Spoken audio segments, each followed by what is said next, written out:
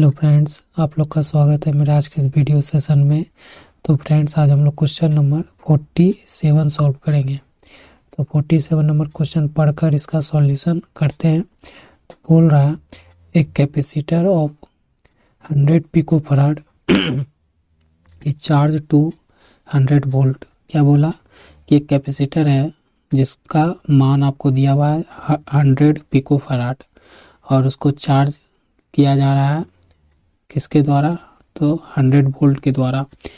The charge accumulated on the plate of the capacitor is.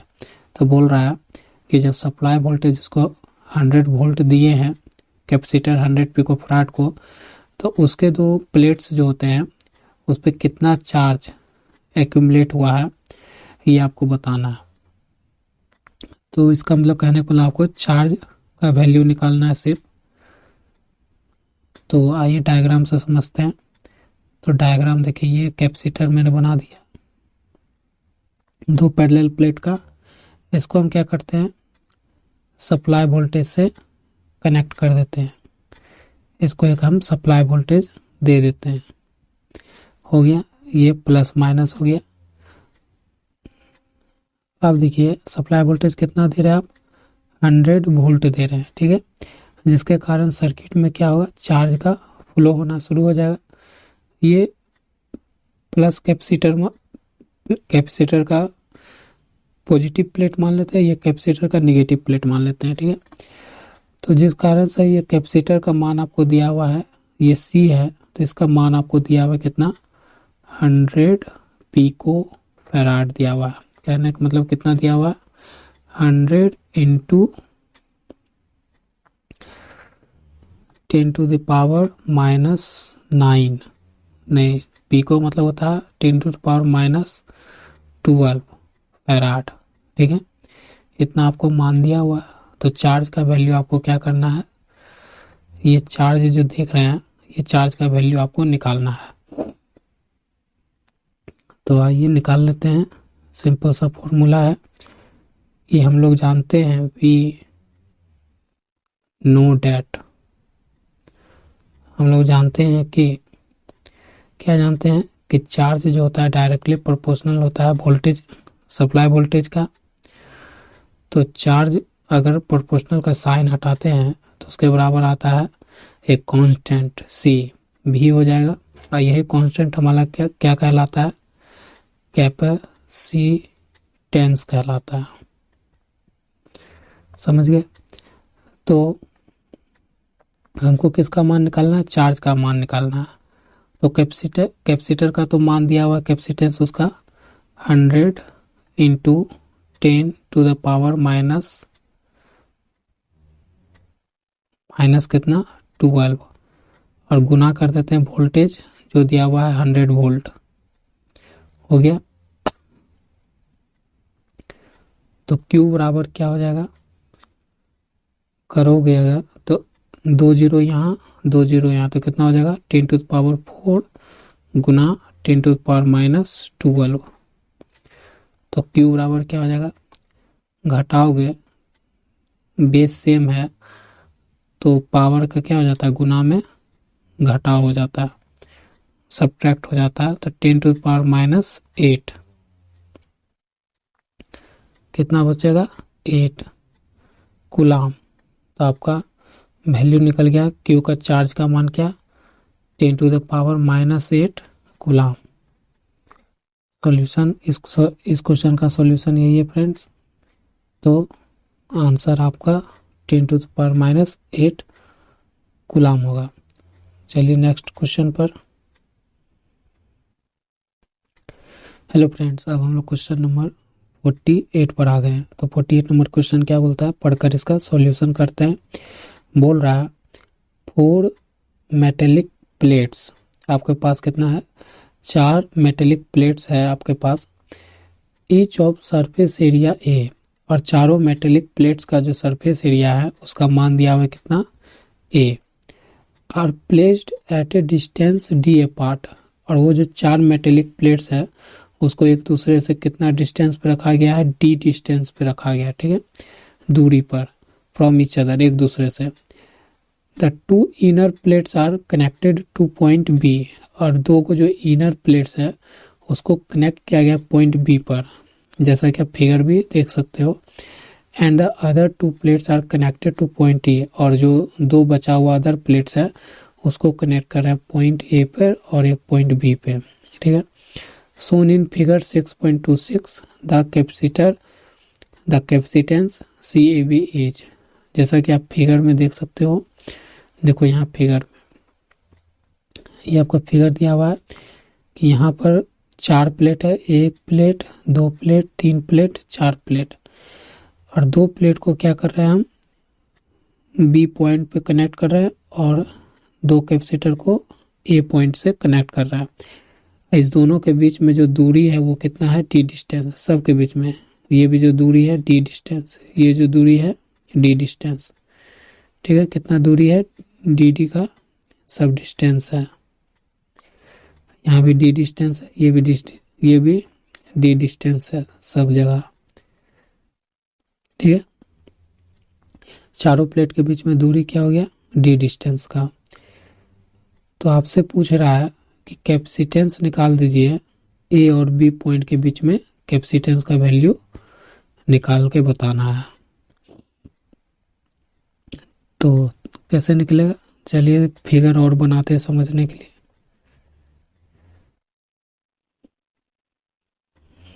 देखिए कितना बोला है, 4 मेटेलिक कैपेसिटर है, तो 1 2 3 ये 4 मेटेलिक कैपेसिटर हो गया, और एक पॉइंट बी मान लेते हैं और इधर एक पॉइंट ए मान लेते हैं। तो क्या है कि बी पॉइंट से 2 प्लेट इस तरह से जुड़ा हुआ है और 2 प्लेट ए पॉइंट से यहाँ पर जुड़ा हुआ है, हो गया। और सब प्लेट के बीच में जो दूरी दिया हुआ है, दूरी ये आपको डी डी दिया हुआ है। सारा प्लेट जो एक दूसरे से दूर के कितना डिस्टेंस पे है, डी डिस्टेंस पे है। तो अब कंसेप्ट बस ये है कि अगर हम पॉइंट ए पर अगर कोई चार्ज फ्लो करवा दे, ठीक है, क्यों करवाते हैं, तो ये चार्ज क्या होगा, पॉजिटिव चार्ज फ्लो करवाते हैं, ठीक है। पॉइंट ए पर हम पॉजिटिव चार्ज फ्लो करवा दें तो इधर बटेगा यहाँ से, क्योंकि यहाँ पर इसको नोड मिल रहा है, तो यहाँ से बटेगा ये क्या में प्लस Q1 में, और ये भी इधर भी बटेगा प्लस Q2 में मान लेते हैं। और यहाँ तक कौन सा चार्ज पहुँचेगा फ्लो होते प्लस चार्ज, और यहाँ कौन सा चार्ज पहुँचेगा, प्लस चार्ज। अगर अब प्लेट जो बी पॉइंट है वहाँ पर हम चार्ज नेगेटिव चार्ज फ्लो करवा दे तो इस नोड पे आके वो चार्ज क्या होगा, ब्रेक होगा। तो एक चार्ज इसमें, एक चार्ज इस ब्रांच में जाएगा। तो यहाँ माइनस का हम मान लेते हैं क्या, माइनस चार्ज का 1 और ये माइनस चार्ज का 2। तो यहाँ तक क्या पहुँचेगा, माइनस चार्ज, और यहाँ पहुँचेगा माइनस चार्ज, समझ रहे हैं। तो यहाँ पर देखो ये प्लेट क्या है, ये plate number 1 PLAT plate number 1, और ये प्लेट नंबर 2, ये प्लेट नंबर 3 और ये प्लेट नंबर 4। तो प्लेट नंबर 1 और प्लेट नंबर 2 एक है प्लस में और एक है माइनस में, है ना।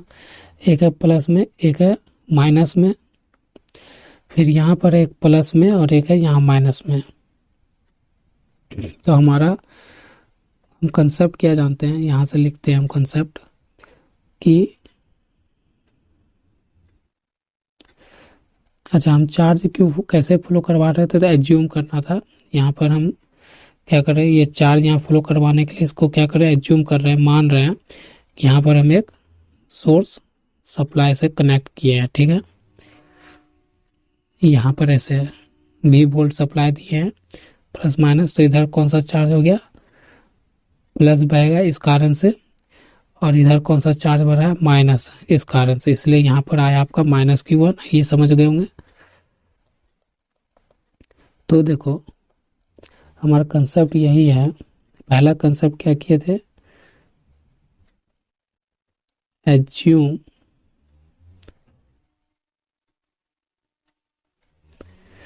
पहला किए थे कि एज्यूम दैट assumed that कि we connect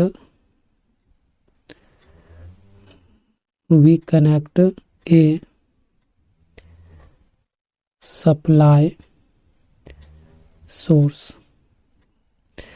between point A and B। अगर हम एक सप्लाई सोर्स से पॉइंट ए और पॉइंट बी को कनेक्ट कर देते हैं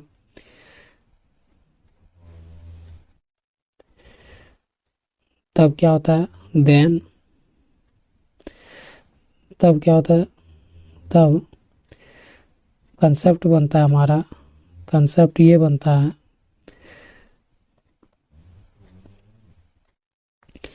कि same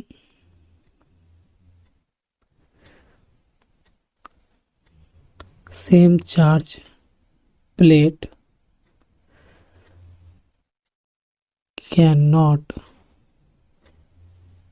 cannot make a capacitor. क्या कंसेप्ट बनता है कि सेम चार्ज का जो, अगर दो प्लेट आमने सामने और दोनों प्लेट पे क्या हो, सेम चार्ज हो, तो वो कभी भी कैपेसिटर का फॉर्मेशन नहीं करता है, कैपेसिटर का निर्माण नहीं करता है।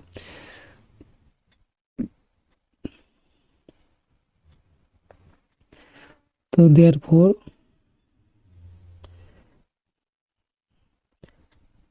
टू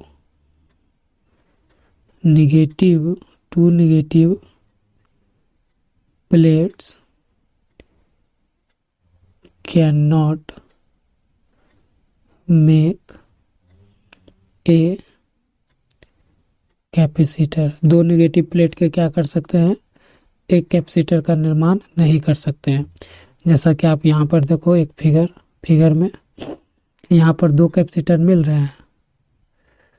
देखो ये कैपेसिटर माइनस और ये कैपेसिटर माइनस, ये प्लेट माइनस और ये माइनस प्लेट, तो ये दोनों क्या करेगा, ये दोनों प्लेट मिलके कोई कैपेसिटर का निर्माण नहीं करेगा।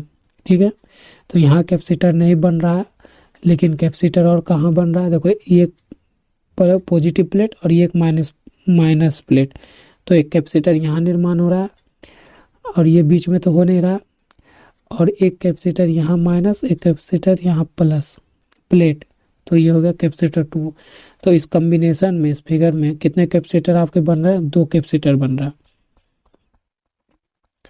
तो दो कैपेसिटर बन रहा है, तो कैपेसिटेंस निकालने में अब आसान हो जाएगा। दोनों कैसे बन रहा है, पैरेलल कनेक्शन बन रहा है। कैसा कॉम्बिनेशन बना रहे हैं मिलके, पैरेलल कॉम्बिनेशन।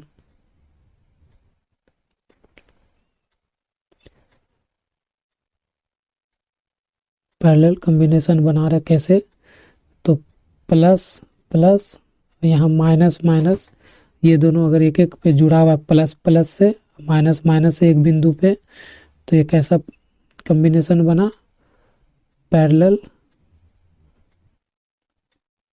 कनेक्शन बना। ठीक है,